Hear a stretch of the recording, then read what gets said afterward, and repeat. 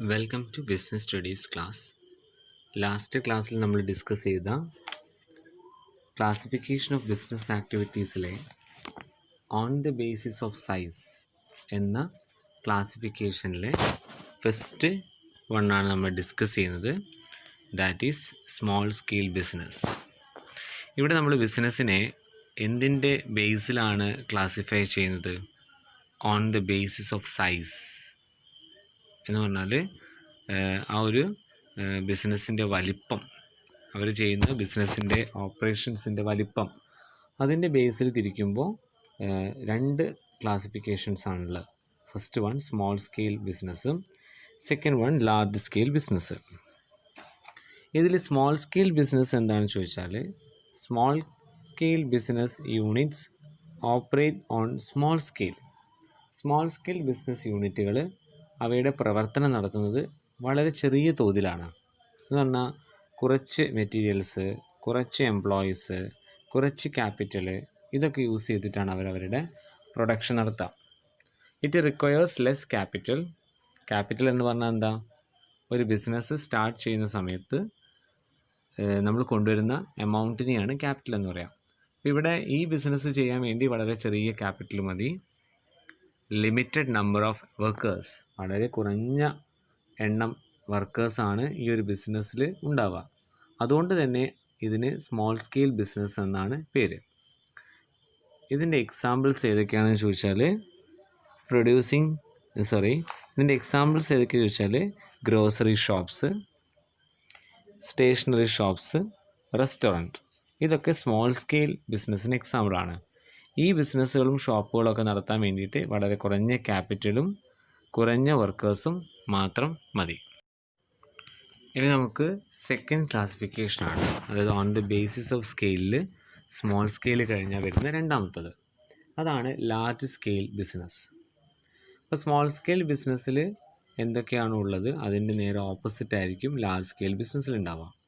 When production or sale is on large scale is called large scale business.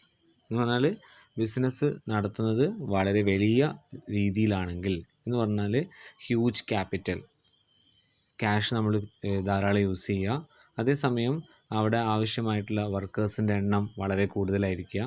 ഇങ്ങനെയൊക്കെയുള്ളൊരു കേസാണെങ്കിൽ അത് നമുക്ക് large scale business എന്ന് പറയാൻ വേണ്ടി പറ്റും. ഇവർ വലിയ തരത്തിലുള്ള ബിസിനസ് ഓപ്പറേഷൻസാണ് ചെയ്യുക. Example iron and steel unit, അല്ലെ, അയൺ ആൻഡ് സ്റ്റീൽ ഇൻഡസ്ട്രി, പിന്നെ ഓട്ടോമൊബൈൽ മാനുഫാക്ചറിങ് യൂണിറ്റ്, ഇതൊക്കെ ലാർജ് സ്കെയിൽ ബിസിനസ്സിന് എക്സാമ്പിളാണ്. ഇവിടെ ധാരാളം വർക്കേഴ്സും അതേസമയം അവർ ക്യാപിറ്റലും ധാരാളമായിട്ട് ഉപയോഗിക്കുന്നു. അപ്പോൾ ആ ഒരു ക്ലാസിഫിക്കേഷൻ നമുക്ക് കഴിഞ്ഞു. ഇനി അടുത്ത് വരുന്നത് on the basis of ownership, ഉടമസ്ഥാവകാശത്തിൻ്റെ അടിസ്ഥാനത്തിൽ. On the basis of ownership there are 3 types of business. First one, public sector units. Second one, private sector units. Third one, joint sector units. Public sector units എന്ന് പറഞ്ഞാൽ, if a business is owned by the government or by its agencies, it is known as public sector units. അതായത് നമ്മളെ business on ചെയ്യുന്നത്, അത് നടപ്പിലാക്കുന്നത് ഗവൺമെൻറ്റോ ഗവൺമെൻറ്റിൻ്റെ ഏജൻസികളോ ആണെങ്കിൽ, അതായത് ഈ ബിസിനസ്സിൻ്റെ ഓണർഷിപ്പ്, ഇതിൻ്റെ ഉടമസ്ഥൻ എന്ന് പറയുന്നത് ഗവൺമെൻറ്റോ അല്ലെങ്കിൽ ഗവൺമെൻറ് ഏൽപ്പിക്കുന്ന ഏതെങ്കിലും ഏജൻസികളോ ആണെങ്കിൽ അത് നമുക്ക് പബ്ലിക് സെക്ടർ യൂണിറ്റ്സ് എന്ന് പറയാം. ഇവരുടെ കംപ്ലീറ്റ് ഓണർഷിപ്പും ഈ പറയുന്ന ഗവൺമെൻറ്റിൻ്റെ കയ്യിലായിരിക്കും. അതിന് എക്സാമ്പിൾസാണ് departmental undertakings, public corporations, government company. ഇവിടെ ഡിപ്പാർട്ട്മെൻറ്റൽ അണ്ടർടേക്കിങ്സ് എന്ന് പറഞ്ഞാൽ directly managed by different departments of the government. ഗവൺമെൻറ്റിൻ്റെ ചില ഡിപ്പാർട്ട്മെൻറ്റുകൾ നേരിട്ട് നടത്തുന്ന ബിസിനസ്സാണിത്. Example Indian railway, post and telegram, etcetera. അടുത്തത് public corporation, established under special act at the parliament or state legislative.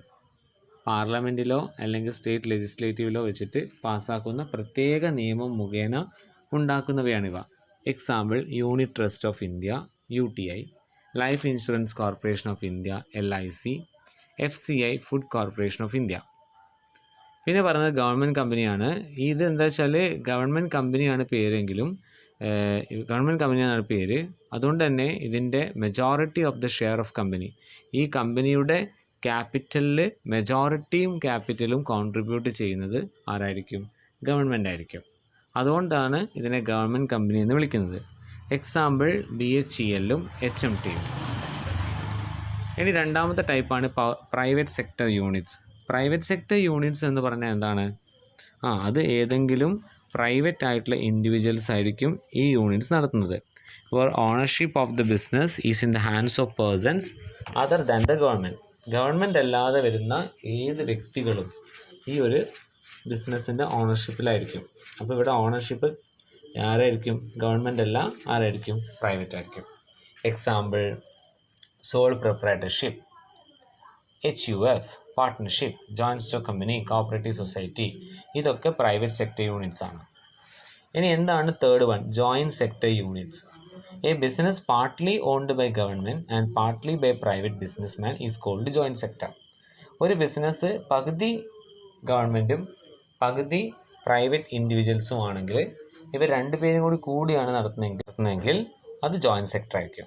Example Cochin refineries, FACT, Cochin international airport, Maruti Udyog limited, ഇതൊക്കെ joint സെക്ടറിന് examples ആണ്. ഓക്കെ, നെക്സ്റ്റ് നമുക്ക് നോക്കാനുള്ളത് on the basis of function. Function എന്ന് പറഞ്ഞാൽ അവർ ചെയ്യുന്ന ഓപ്പറേഷൻസിൻ്റെ ബേസിലാണ് നോക്കുന്നത്. എങ്കിൽ രണ്ട് ടൈപ്പാണ് ബിസിനസ് ഉള്ളത്. First one is industry, second one is commerce. ഇതിൽ കൊമേഴ്സ് ആണ് നമുക്ക് ഡീറ്റെയിൽ ആയിട്ട് പഠിക്കാനുള്ളത്, കാരണം നമ്മൾ കൊമേഴ്സ് ആണല്ലോ എടുത്തിരിക്കുന്നത്. അപ്പോൾ എന്താണ് ഇൻഡസ്ട്രി? ഇൻഡസ്ട്രി എന്ന് പറഞ്ഞാൽ വ്യവസായം. Industry involves production or processing of goods used for consumption or four further production. Industry എന്ന് പറഞ്ഞാൽ ഗുഡ്സിൻ്റെ പ്രൊഡക്ഷനും പ്രോസസ്സിങ്ങും ആണ്.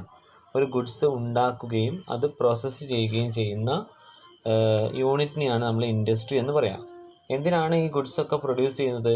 Four consumption or further production. ഒന്നെങ്കിൽ നമുക്ക് അത് യൂസ് ചെയ്യാൻ, അല്ലെങ്കിൽ മറ്റേതെങ്കിലും പ്രോഡക്റ്റിൻ്റെ മെറ്റീരിയൽസ് ആക്കി മാറ്റാൻ. അപ്പോൾ ടൈപ്സ് ഓഫ് ഇൻഡസ്ട്രിയാണ് നമുക്ക് ഇനി അടുത്ത് ഡിസ്കസ് ചെയ്യാനുള്ളത് കേട്ടോ.